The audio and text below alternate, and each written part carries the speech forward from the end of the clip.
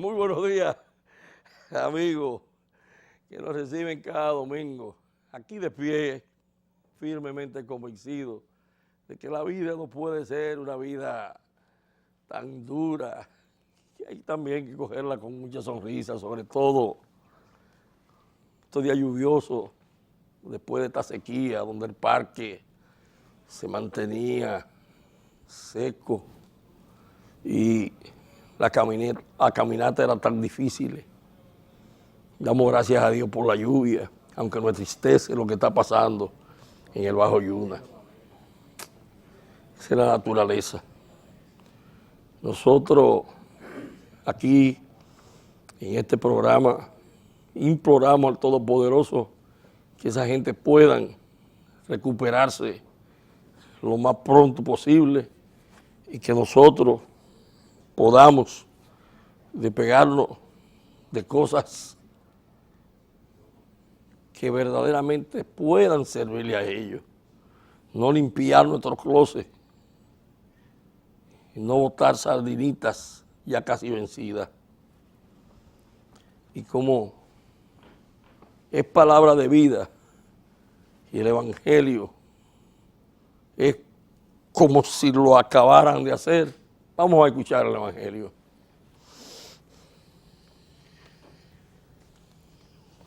Del Santo Evangelio según San Juan.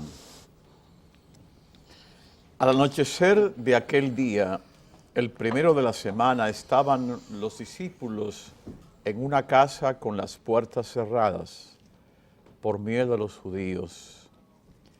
Y en esto entró Jesús, se puso en medio y les dijo: paz a ustedes. Y diciendo esto les enseñó las manos y el costado. Y los discípulos se llenaron de alegría al ver al Señor.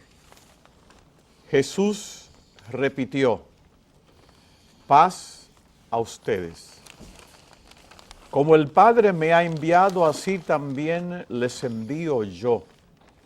Y dicho esto, exhaló su aliento sobre ellos y les dijo: reciban el Espíritu Santo. A quienes les perdonen los pecados le quedan perdonados. A quienes se los retenga les quedarán retenidos. Tomás, uno de los 12, llamado el mellizo, no estaba con ellos cuando vino Jesús. Y los otros discípulos les decían: hemos visto al Señor. Pero él les contestó: si no veo en sus manos la señal de los clavos, si no meto el dedo en el agujero de los clavos y no meto la mano en su costado, no lo creo. A los 8 días estaban otra vez dentro los discípulos y Tomás con ellos. Llegó Jesús, estando cerradas las puertas, se puso en medio y dijo: paz a ustedes. Luego dijo a Tomás: trae tu dedo, aquí tienes mis manos, trae tu mano y métela en mi costado. Y no seas incrédulo, sino creyente. Contestó Tomás: Señor mío y Dios mío. Jesús le dijo: porque me has visto, ¿has creído? Dichosos los que creen sin haber visto. Muchos otros signos que no están escritos en este libro hizo Jesús a la vista de los discípulos.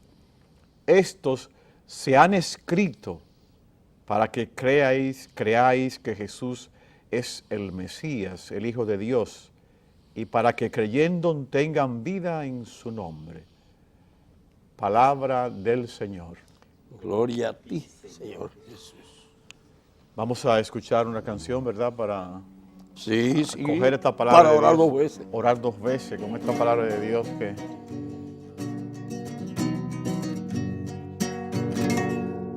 Mira,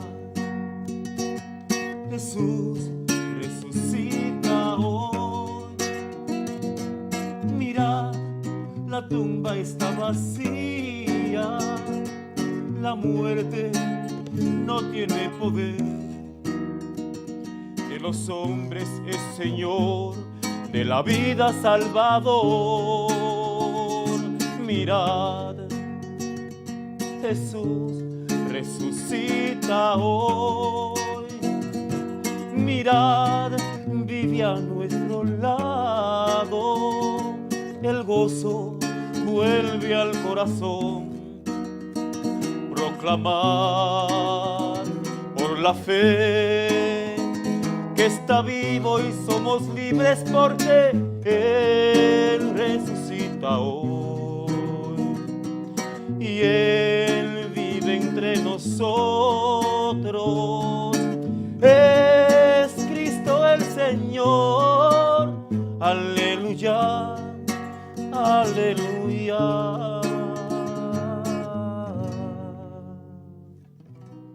Bien, quiero compartir con ustedes una breve reflexión en torno al Evangelio que hemos escuchado.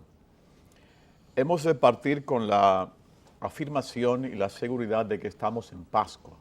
Estamos en el segundo domingo del tiempo de Pascua y esto entonces da un tinte, un aire, un aspecto distinto, tanto en la vida cristiana como en la liturgia misma, que quienes van a la Eucaristía, a la misa dominical o diaria, se darán cuenta de esa variedad de textos, ¿verdad? Y la profundidad de estos textos en torno a la resurrección del Señor.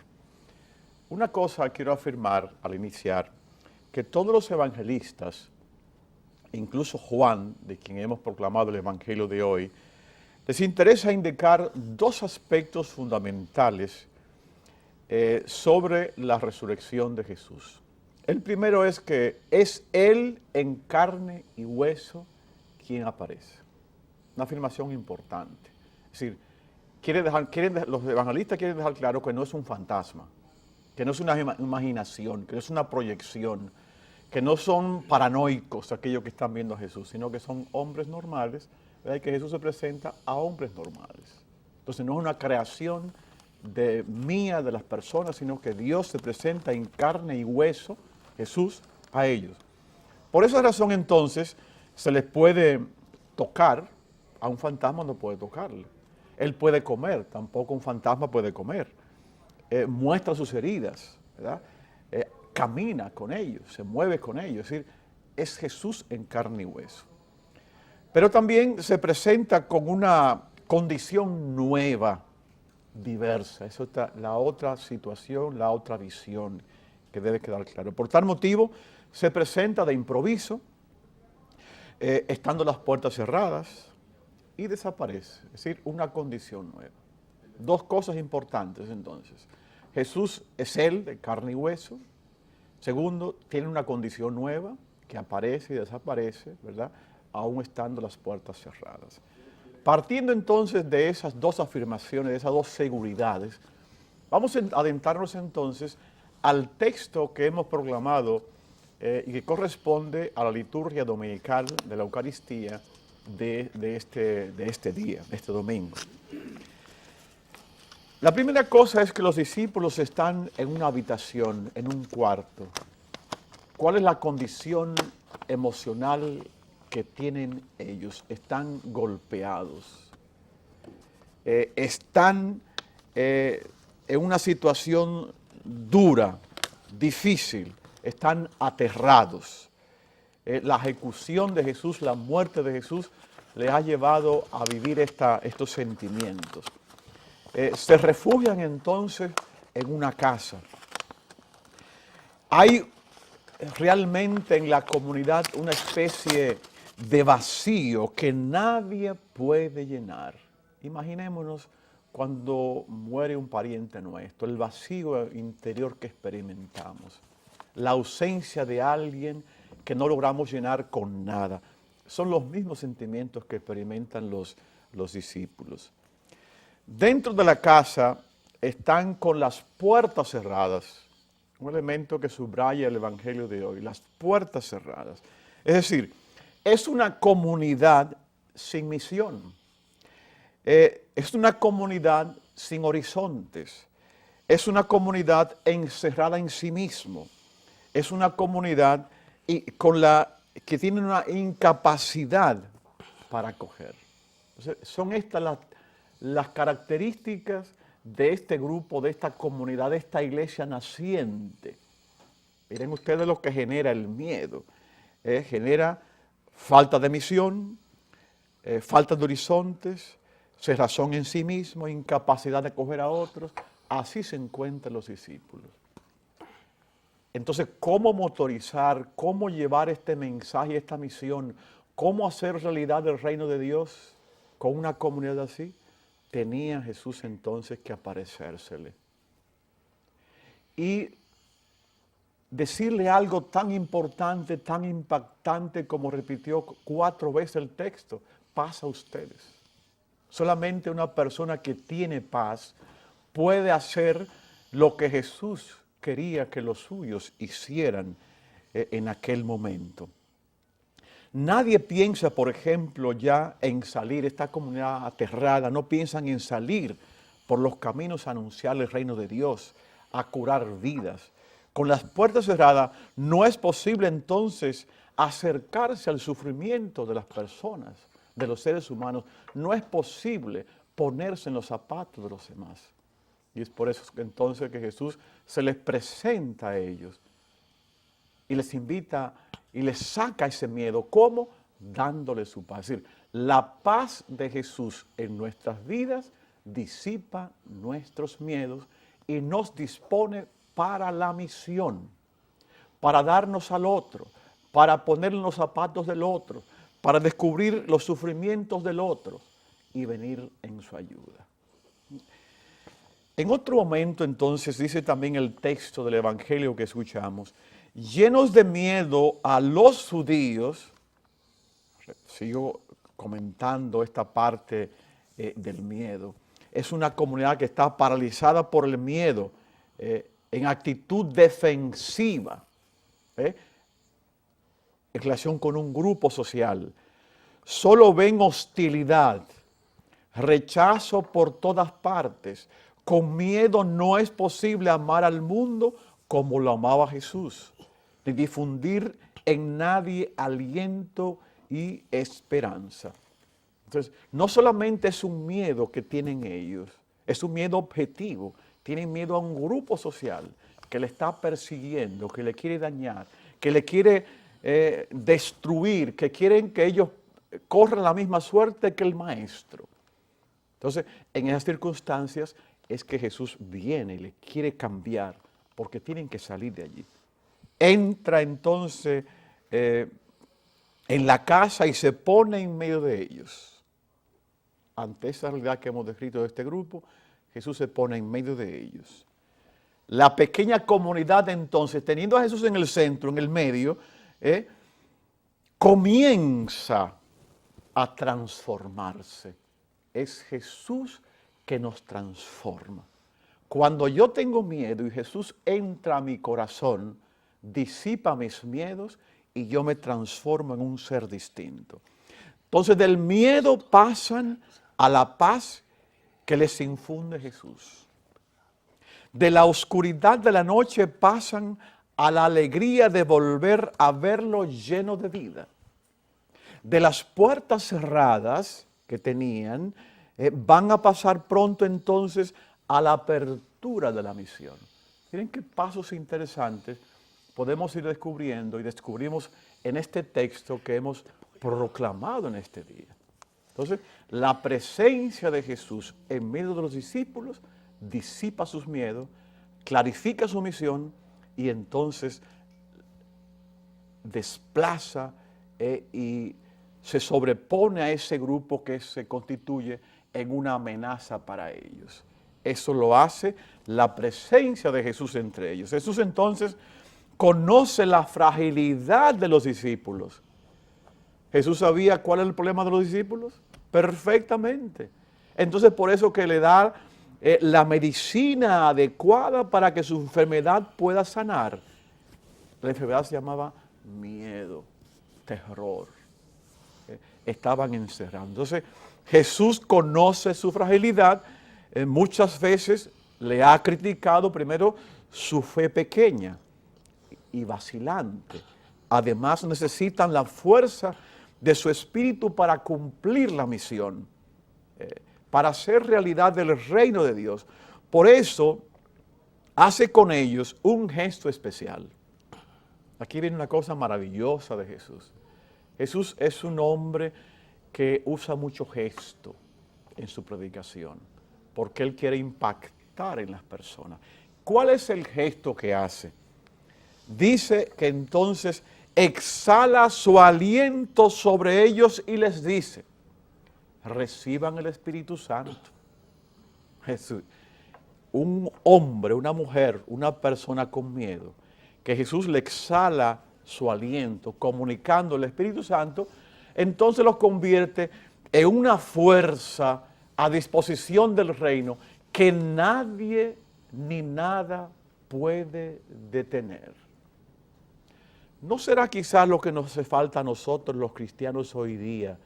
Que Jesús nos dé su Espíritu, sople sobre nosotros para que podamos entonces también salir, anunciar la palabra, a romper esos miedos que nos tienen atados y que no nos dejan ser una comunidad abierta, un grupo abierto, un grupo que habla con todos, un grupo que no se siente amenazado por nadie, un grupo que ya ha disipado las posibles paranoias que podamos tener a causa de este terror que estamos experimentando desde fuera e incluso desde dentro de nuestro grupo, del grupo cristiano, del grupo del género humano.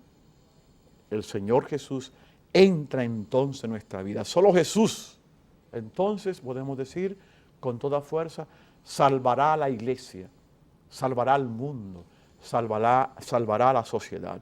Solo Él nos librará de los miedos que nos paralizan, romperá los esquemas aburridos que nos mantienen encerrados y que nos mantienen reproduciendo los mismos comportamientos rancios y que generan en nosotros personas viejas. Abrirá entonces todas nuestras posibilidades, todas nuestras fuerzas, nuestras capacidades, para que seamos hombres y mujeres, familias, iglesias nuevas, que tenemos el arrojo, la fuerza que solamente el Espíritu Santo puede infundir en todos nosotros. Ojalá que abramos las puertas de nuestros corazones a las fuerzas del Espíritu Santo para que nos haga entonces familias con una misión clara, familias con puertas abiertas y familias acogedoras. Que el Señor nos bendiga y que podamos ser familias maravillosas, sociedad maravillosas, abierta a todas las personas. Muchas gracias. Sí, para mí, lo más importante que Jesús nos trae a nosotros, la fe, el creer, porque la comunidad estaba compartiendo la fe. Y estudiando, Tomás sale a investigar. No es que Tomás era incrédulo, no es que Tomás dijo que no, que eso no era verdad. Y a Tomás, uno de los custodias, le llega a decir la verdad del Cristo resucitado. Y ese que se lo dice a Tomás, lo eliminan. Y el otro lo compran y lo desaparecen. Ya Tomás tenía una convicción verdadera.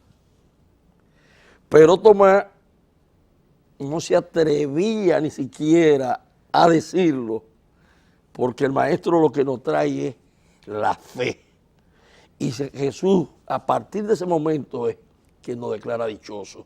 Por eso hay muchas comunidades, esa gente que hablan en lengua, esa gente que quieren sobresalir, esa gente que piensan que son más que los demás. Y el Señor nos entrega a aquellas monjitas de clausura que solamente están en oración y lo tienen ahí, permanente, que no necesitan nada, que no salen para nada a ningún lado, porque tienen fe, porque saben que Él no lo abandona. Entonces, para mí que ese mensaje, porque la comunidad estaba unida con miedo, como todavía hoy tenemos miedo. Sí. Todavía hoy tenemos miedo. Así es. ¿Por qué?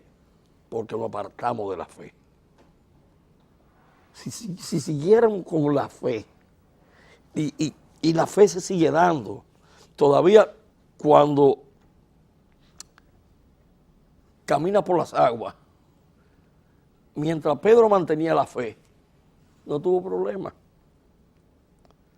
Cuando Pedro se desaparece mentalmente y se vuelve humano y se aleja de la fe, entonces se hunde. Sí.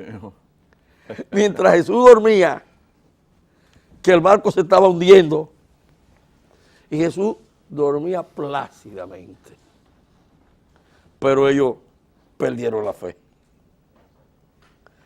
Entonces, ese llamado tan grande, es para mí lo que yo interpreto, que es el más grande, primero la resurrección. Estoy aquí. Y esos clavos y ese costado no tenía por qué existir, porque ya Él había resucitado. No, Él no lo deja para lo humano. Sin embargo, viene la inhalación, la respiración, respira encima de ellos. Además, ¿qué están ustedes comiendo? Denme un pedazo de lo que ustedes están comiendo. Es el Cristo resucitado. Los muertos no comen. Los muertos no respiran. Y para usar el término de nosotros, los campesinos, está cerrado a hacha y machete, como aquel carajo.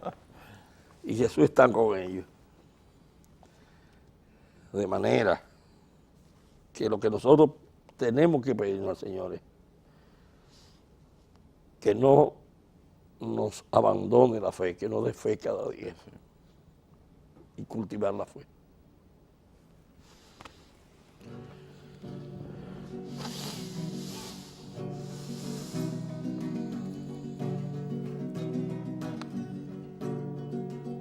En Jesús puse toda mi esperanza.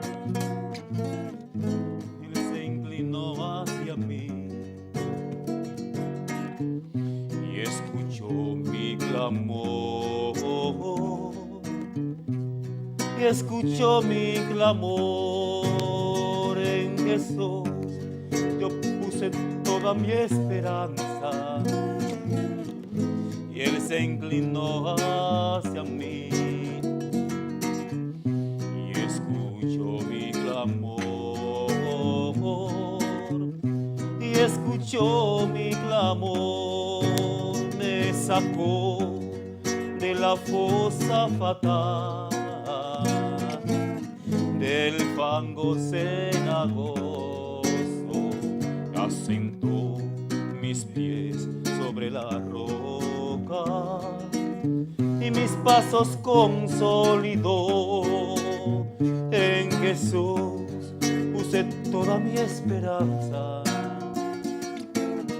Él se inclinó hacia mí.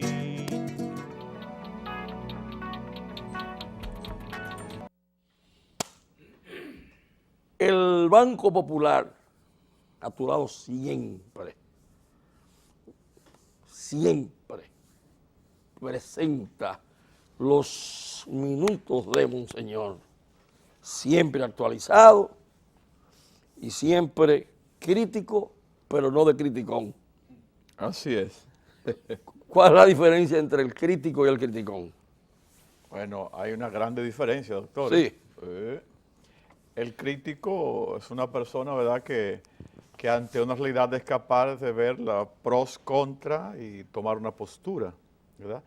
El criticón es aquel que todo lo que presente está negativo. Una de las cosas que distingue el crítico y el criticón es que el crítico ve aspectos positivos y aspectos negativos. El criticón solamente se va a lo negativo. Es decir, está conducido por pensamientos negativos. Eso es un aspecto que puede ayudar a diferenciar. También en la vida, digamos así, sencilla, el criticón normalmente es una persona que tiene mucha ansiedad y quiere de alguna manera u otra sacar su ansiedad, comunicar lo que él siente y no puede mantener dentro, y la forma como lo hace es hacer daño. No propone nada con lo que dice. Entonces, el editorial de este canal es crítico y no criticón. Claro, porque propone algo. No, y porque las cosas buenas las premia. Exactamente, exacto. Váyanla, si quieren, como lo que no sé, pónganle el término que ustedes quieran, pero las cosas buenas las premia. Claro, Entonces, propuesta. los editoriales de los periódicos, de los programas, debieran ser críticos y no criticones. Claro.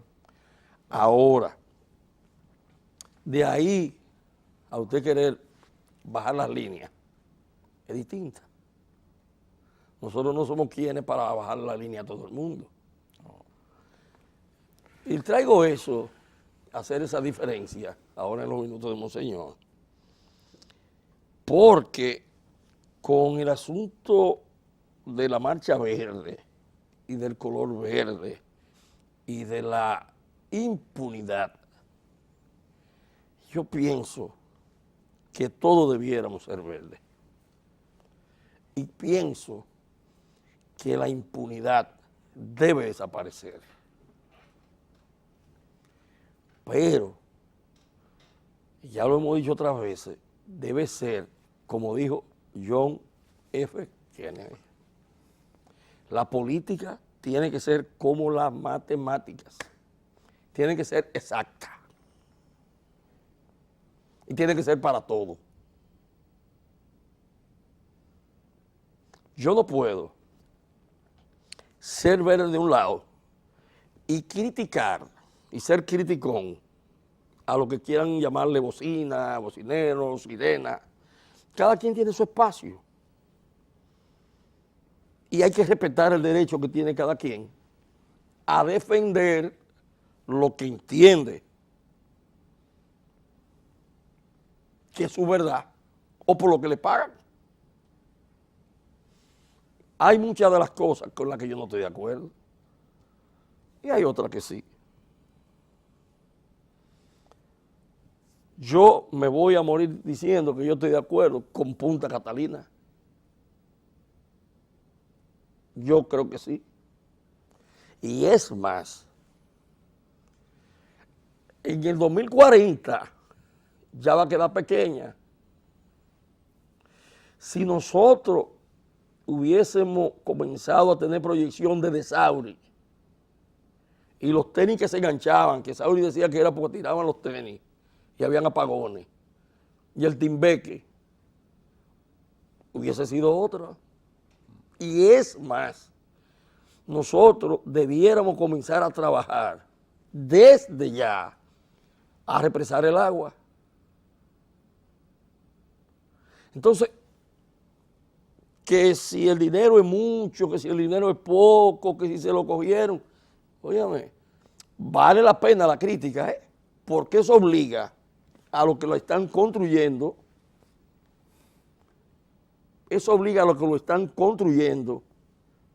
a tener más cuidado. O sea, la crítica no es mala cuando no es criticona. Porque yo digo que yo hago la presa, la planta, que yo la puedo hacer en $1,000 millones de pesos, de dólares. Bueno, pues presenta una y hazla. Y somételo, el proyecto, que yo creo que, y busca los recursos, que el gobierno estaría en la obligación de dejarte hacer esa otra. o el Estado, porque el presidente de Medina ya ahorita sale de ahí. Entonces, con Odebrecht se ha ido todo. Con Odebrecht está comenzando la República. Ya Odebrecht se olvidó el tránsito. Ya Odebrecht se está olvidando la inseguridad pública. Ya Odebrecht se está olvidando del cobro de impuestos. La migración. La migración haitiana. Ya Odebrecht todo. Así es. ¿Qué nos está pasando?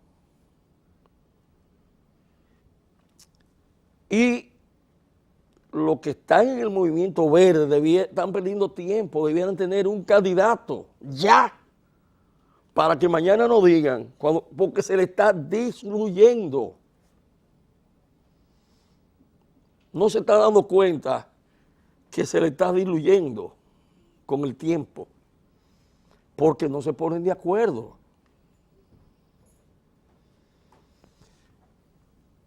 Vamos ahora al Ministerio Público. El Ministerio Público tiene que hacer las investigaciones correspondientes. Tiene que investigar a todo y cuanto pudiera estar envuelto en esa situación. No estoy diciendo que tiene que soltarlo, no estoy diciendo que tiene que castigarlo, porque él no es juez. Él solamente va a instrumentar un expediente diciendo, mire, yo he encontrado que fulano le hicieron transferencia, que se cogió esto, entonces lo manda de un juez y el juez que va a encontrar los méritos necesarios para decir, óigame, eso que me mandó el fiscal, eso carece de veracidad. No estamos, óyeme, y el tiempo pasando. Entonces, la oposición, que vale la pena, tenemos que tener una oposición fuerte, una oposición con respuesta, no llenarse solamente los medios de decir cosas y de criticar a las bocinas, a las sirenas, todas las cosas que le pagan. Bueno, ese es un medio. Cada quien tiene su medio de defensa. Cada quien tiene su medio de defensa. Mira, al máster yo le pedí ahorita que me pusieran lo que era el artículo 103 de la Constitución. Y nadie lo lee. No se ve. En el máster es muy poco lo que se ve. ¿Qué es lo que dice? Vamos a ver. De todas maneras, míralo aquí atrás. Y el artículo 113 dice, plazo para conocer las observaciones del Poder Ejecutivo. Toda ley observada por el Poder Ejecutivo al Congreso tiene un plazo de 2 legislaturas ordinarias para decidirla. De lo contrario, se considerará aceptada la observación. Entonces, la preocupación de este programa es que el aborto, con las observaciones que le hizo el presidente Medina por la vía legal, porque está constitucionalmente facultado para observar una ley que no esté de acuerdo, pase a ser ley. Entonces, la iglesia, los que están de acuerdo, hay que comenzar a trabajar para lo que los honorables, distinguidos senadores que hemos elegido para eso, se aboquen a conocer esas observaciones. Y entonces, no nos agarren asando batata. No fue que quisimos pasar de un tema a otro. Entonces continuamos con esa situación que Odebrecht es hoy la plaga de Latinoamérica. en la época de los famosos comunistas hubiesen dicho que eso era el imperialismo que soltó eso. Oye, Latinoamérica está jodida con eso. Odebrecht, por donde quiera sale Odebrecht. Odebrecht. Bueno, pero... Y nosotros tenemos que hacer todo lo que diga Odebrecht. En su momento, bueno, el que está acusado se defenderá. Sí. Y hasta que no sea condenado, cual que sea o quienes sean, nadie que se dejen de estar acusando. Que ese es el morbo de este país. No el peso de la ley. Ojalá lo metan en el 15 de Asua. Ahorita, doctor, perdón que le interrumpa su comentario. Usted iniciaba preguntando, ¿verdad?, la diferencia entre criticar y criticón. Un elemento que yo descubro y quiero subrayar, ¿verdad? Quizás pensarán distintamente, ¿verdad?, la teleaudiencia que nos sigue. Normalmente el que critica ya tiene una formación, tiene una concepción, tiene unas informaciones de base, se ha preparado. Normalmente el criticón lo que hace es que, digamos, sustenta sus palabras, sus posturas, ¿verdad?, en cosas imaginarias o creadas. Yo creo que si en nuestro país se está viviendo actualmente de muchas maneras este comportamiento del criticón, yo pienso es que se debe mucho, dentro de tantas posibles variables, a la falta de información y de formación. Yo me voy, por ejemplo, a algo muy sencillo que también usted mismo, doctor Martín, ha subrayado en otros momentos.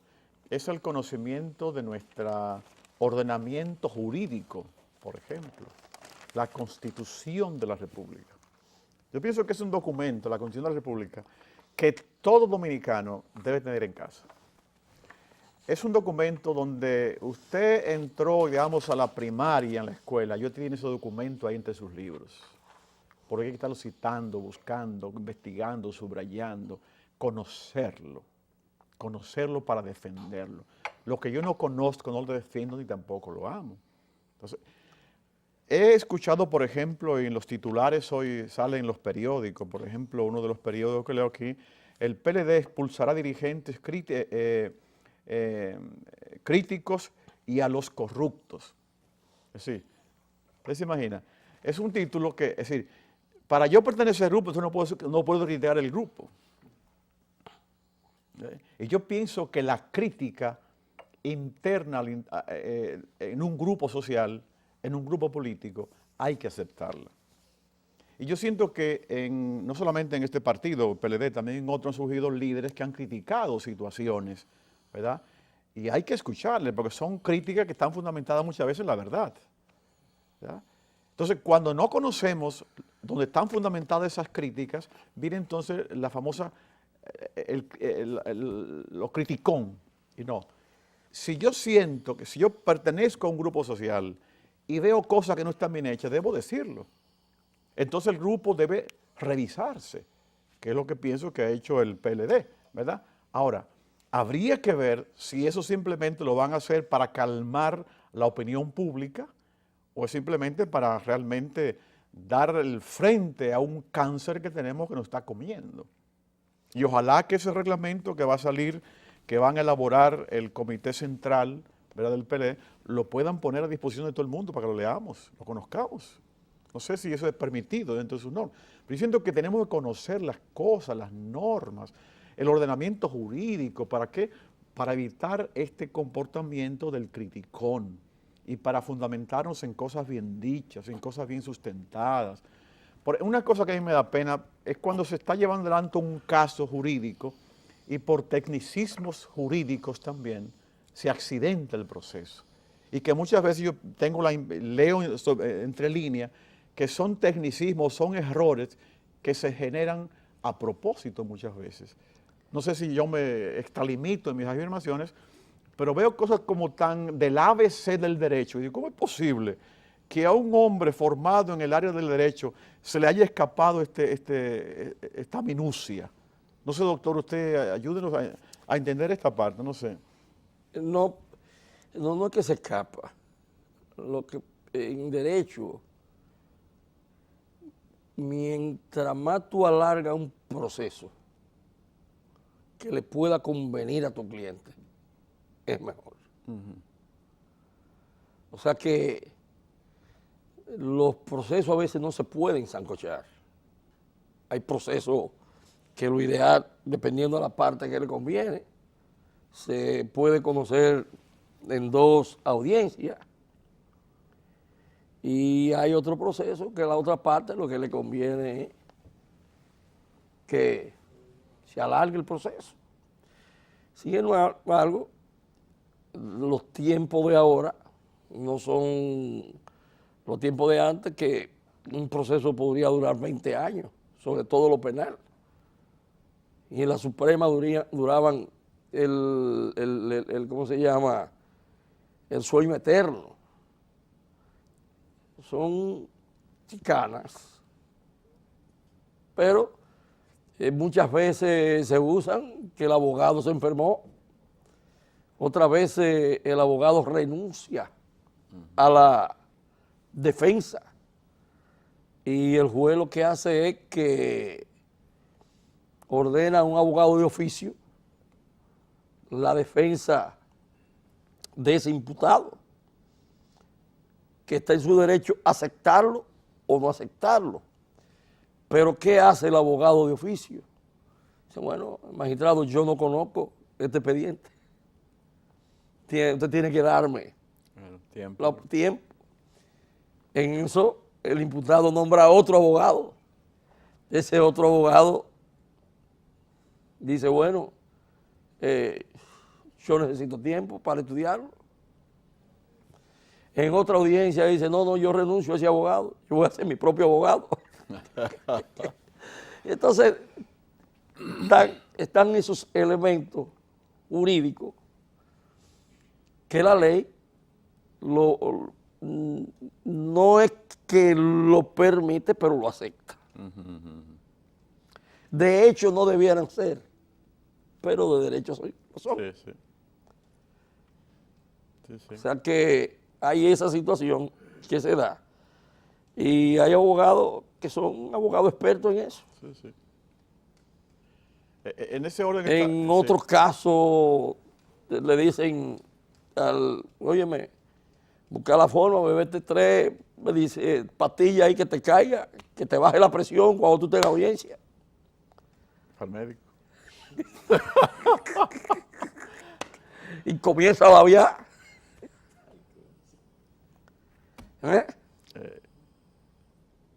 Son situaciones que son lamentables.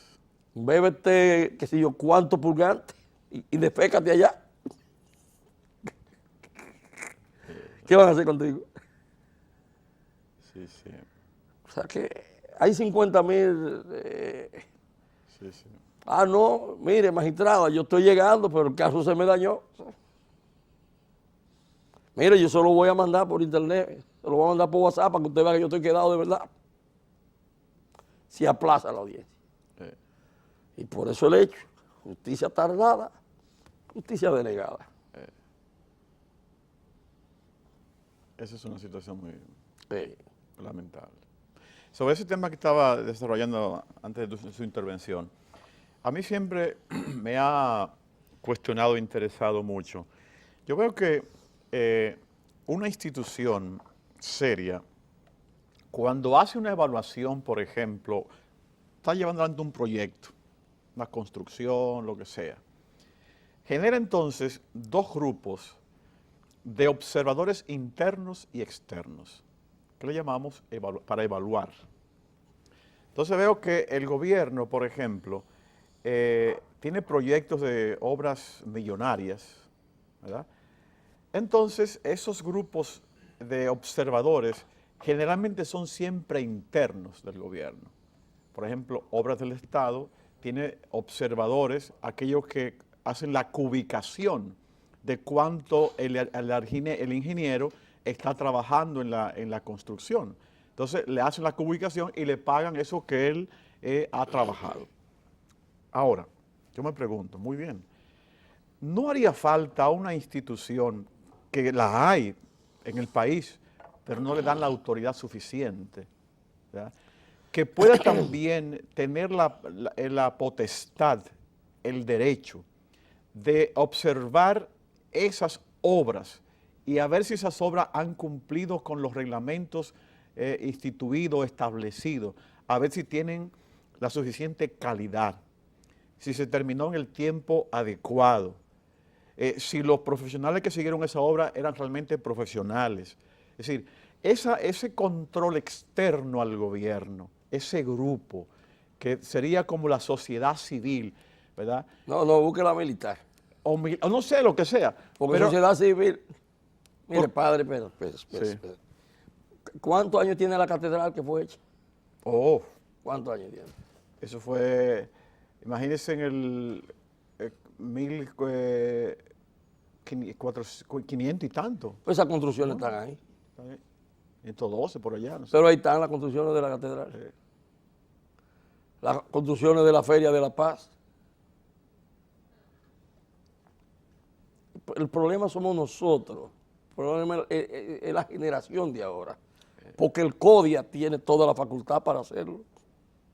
La Contraloría tiene toda la facultad para hacerlo. La Cámara de Cuentas tiene toda la facultad para hacerlo. La Dirección de la Corrupción tiene toda la facultad para hacerlo. La Dirección de Ética tiene toda la facultad para hacerlo. El Ministerio Público, por el rumor público, tiene la facultad para llamarte. Ven acá, ¿dónde fue que tú conseguiste eso? Entonces, ¿por qué no se hace? Porque usted hace lo que usted vio en su casa. Muchacho, ¿de dónde fue que tú conseguiste ese lápiz? No, papá, que me lo regalaron. Vamos a ver quién fue que te lo regaló. Y te llevaban. Entonces el que llega a la casa, muchacho, ¿y ese es otro lapicito fue que tú trajiste? No. Pero no van un funcionario en un puesto y los amigos van y se reúnen toditos. ¿Dónde es que tú me vas a poner ahora? Eso es así. Al presidente Medina, al señor presidente Medina, ojalá y tenga muchos amigos, pero amigos porque se hayan portado bien. Que la rendición de cuentas, yo, amigo del presidente, en mi institución, ninguna novedad. Yo, amigo del presidente, cuando el presidente vaya a entregar, en mi institución, ninguna novedad. Yo, amigo del presidente, en mi institución, ninguna novedad. Yo, y el que no puede hacer eso, entonces que no sea amigo del que no vaya a saludarlo. ¿Usted se ríe? Sí, eso. Pero es la sociedad en sentido general. Tenemos problemas en el magisterio, tenemos problemas en la familia, tenemos problemas en la iglesia, tenemos problemas con los médicos, tenemos problemas con los abogados, Pero hay algo que no nos aparta nunca, que es la oración. Y apegarnos al Señor. Padre, el programa ha terminado. Óigame, qué rápido. Pero con la oración que nos dejó San Juan Pablo II, cuando dijo, vamos a construir un mundo donde no haya gente tan rica que no necesite nada y tan pobre que lo necesite todo. Pero jamás podíamos terminarlo sin recibir la bendición de nuestro querido y amado sacerdote. Que el Señor Jesús realmente nos ayude a ser una comunidad, una iglesia, una sociedad siempre abierta a la verdad y abierta al mensaje de la palabra. Que el Señor esté con ustedes. Y con su espíritu. La bendición de Dios Todopoderoso, Padre, Hijo y Espíritu Santo, descienda sobre ustedes y permanezca para siempre. Amén. Muy buen domingo. Maestro, ayúdame a nunca buscar querer ser consolado como consolar, ser comprendido como comprender, ser amado como yo amar. Hazme un instrumento de tu paz, es perdonando como das perdón. manifestando a todos